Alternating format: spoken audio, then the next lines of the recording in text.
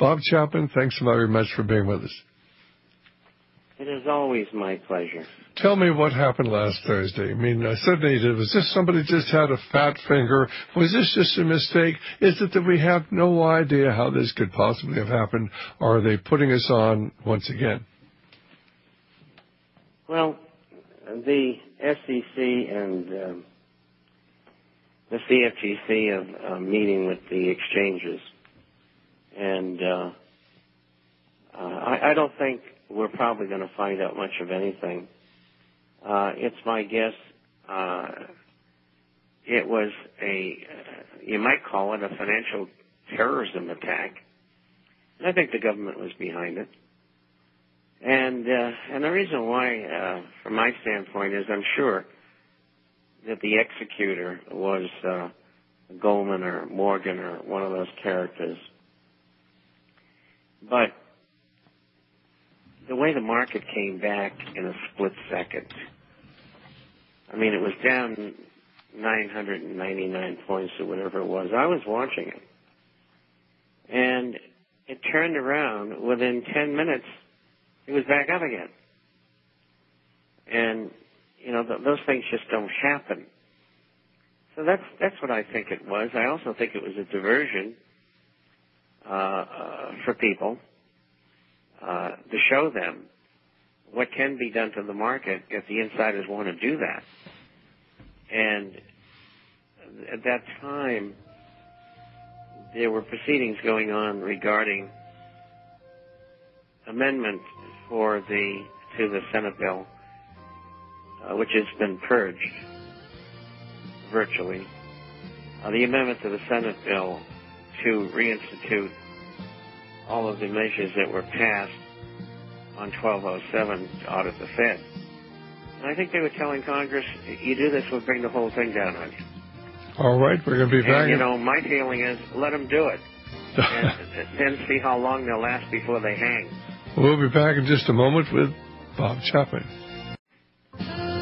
Well, this is Dr. Stan. I was just asking Bob about the fact that the European central banks, along with our own Federal Reserve System, are going to put up $1 trillion to bail out Greece. And, of course, the other pig nations, Portugal, Italy, Ireland, Spain, and Greece.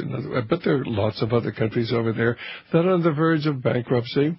The people are going to be asked, of course, to give up their fat pensions and their easy, high-paid government jobs, and the people don't want to do it. They think they're entitled to it. Why should they have to give up anything? They've had riots in Greece. People have been killed over there, and they're going to keep rioting. They're not going to give up anything. And yet, of course, if they don't make dramatic changes in the way those countries are run, why, of course, this $1 trillion will be gone in a very, very short period of time, and they'll have to come up with another $1 trillion and another $1 trillion, and we're going just the way that they did in the Weimar Republic in Zimbabwe and Argentina, and so many times down throughout history. But you pick up the story, Bob.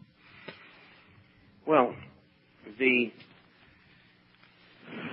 end result of the issuance of this money, which is in part going to be created out of thin air, and which is going to involve many, many countries because the IMF's involved,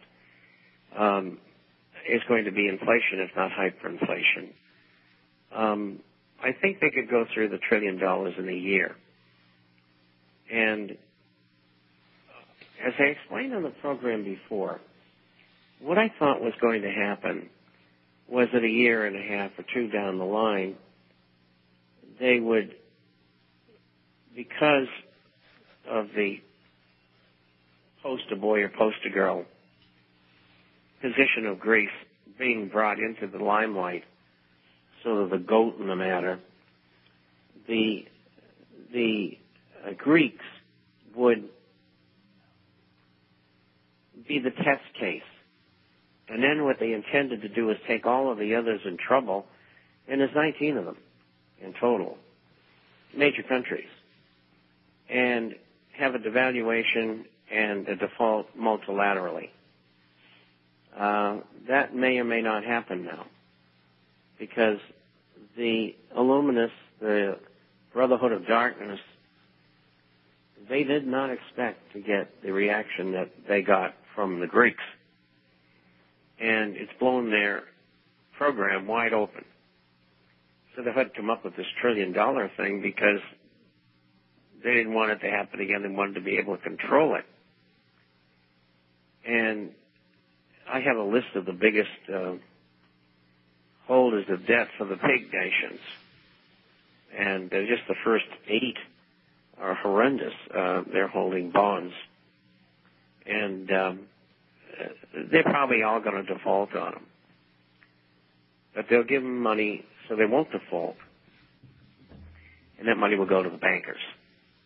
In other words, basically, they're going to give the Greece all the money. The Greeks are going to pay the money to the bankers. The whole idea is to keep the banks solvent so they can continue lending, but they're not lending. And so the whole economy is shutting down all throughout the world because the major banks are not lending, and they are intentionally creating this whole economic crisis. As long as, of course, your banks are lending this artificial money while you have prosperity, shut it off while they've done that here in the United States with the small banks by bribing them, by paying them not to lend money. And, of course, the large banks are all in on the scam, and they really, I believe, want to bring down our whole world financial system and bring in this new financial system. But how long do you think this $1 trillion is going to hold? A year, 2 years before this whole thing comes back again to haunt us? Probably a year, but at the end of the year, they're going to have to come up with more money, just like the Fed is going to have to in the United States, because you've got this economy in America and in Europe, too, that cannot survive without these injections. And one of the things I noticed is that they're reestablishing the swaps. Now, they had a $500 billion swap line, whether it was, and what it is the Federal Reserve gives 5 major central banks $500 billion. They in turn give the Federal Reserve $500 billion worth of their currencies. The Fed takes the currencies when they want the dollar to go up. They sell the currencies, thereby driving them down and pushing the dollar up. The flip side of that is the $500 billion in dollars. What they do, those central banks, with that money is going by treasuries. So the whole thing is one large monetization project for both the 5 nations and the Federal Reserve. They're going to do that again. They didn't say for how much, but I don't think they mess around with less than $500 billion. Maybe they'll do $1 trillion. Who knows? But what are they going to do here in the United States? A lot of our states are, frankly, bankrupt. California is bankrupt. Pennsylvania. They'll lend the money. But, of course, where's the money coming from? That's the question. The Fed will create it, and they'll buy the bonds. They bought 80% of the bonds last year, and they won't own up to it, but that's what they did. And right now they're running around 75%, just like the Bank of England with gilts, which are British treasuries. They're doing the same thing and have been for the last 4 or 5 months. See, this stuff never makes it into the media, and you got to go dig it out. And we've got a bunch of people who, like myself, go find these kind of things. And so, what's going to happen is the U.S. is going to have to do the same thing by creating more money and credit in the United States, so the economy will collapse. There's no way to save this by throwing money at it. The only way to save it is to purge it.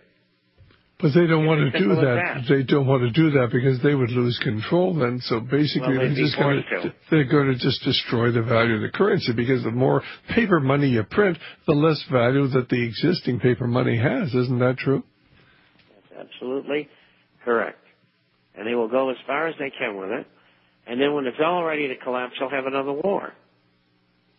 Only they're not going to get away with it this time. Well, I think they're going to have another war, and that's certainly, there's no way in the world, even Mr. Gates, the Secretary of Defense, is saying we can't afford another war at this time, and that really is true. But the thing is that we're going to have a war, and basically they'll finance that as they have in the past simply by printing money or borrowing money.